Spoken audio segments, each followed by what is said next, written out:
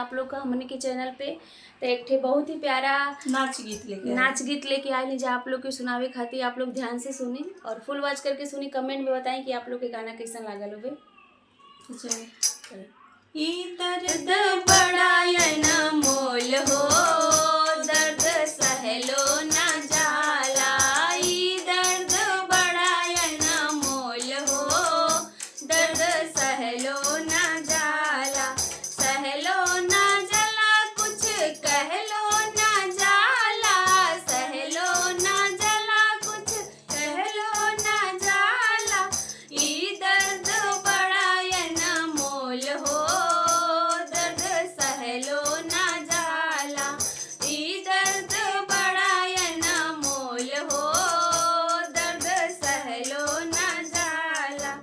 ई दर्द दिहे हमरे सासू जी के बेटा। ई दर्द दिहे हमरे सासू जी के बेटा। सासू जी के बेटा हमरे सासू जी के बेटा। सासू जी के बेटा हमरे सासू जी के बेटा। अब ना बोली है हमसे बोल हो, दर्द सहलो ना जाला। अब ना बोली है हमसे बोल हो, दर्द सहलो ना जाला। ई दर्द बड़ा अनमोल हो, दर्द सहलो ना जाला। ई दर्द बड़ा अनमोल हो, दर्द सहलो ना जाला। ई दर्द दिए हमरे जेठ जी के भैया। ई दर्द दिए हमरे जेठ जी के भैया। ननद जी के भैया हो, ननद जी के भैया। अब ना देखिया मोरे ओर हो, दर्द सहलो ना जाला। अब ना देखिया मोरे ओर हो, दर्द सहलो ना जाला। ई दर्द बड़ा अनमोल हो, दर्द सहलो ना जाला। सहलो ना जाला कुछ कहलो ना जाला।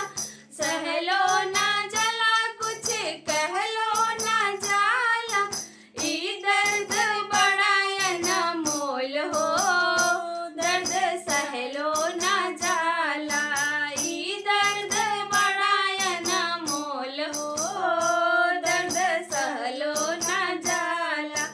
ई दर्द दिए हमरे बेटी के पापा। ई दर्द दिए हमरे बेटी के पापा। बेटी के पापा हो, बेटी के पापा। अब ना सहे हमरे ओर हो, दर्द सहलो ना जाला। अब ना आवे हमरे ओर हो, दर्द सहलो ना जाला। ई दर्द बड़ा अनमोल हो, दर्द सहलो ना जाला। ई दर्द बड़ा अनमोल हो, दर्द सहलो ना जाला। सहलो ना जाला कुछ कहलो ना जाला। सहलो ना जाला कुछ कहलो ना जाला। ई दर्द बड़ा अनमोल हो, दर्द सहलो ना जाला। ई दर्द बड़ा अनमोल हो, दर्द सहलो ना जाला। जरूर बताएं कि आप लोग के गाना कैसा लागल है।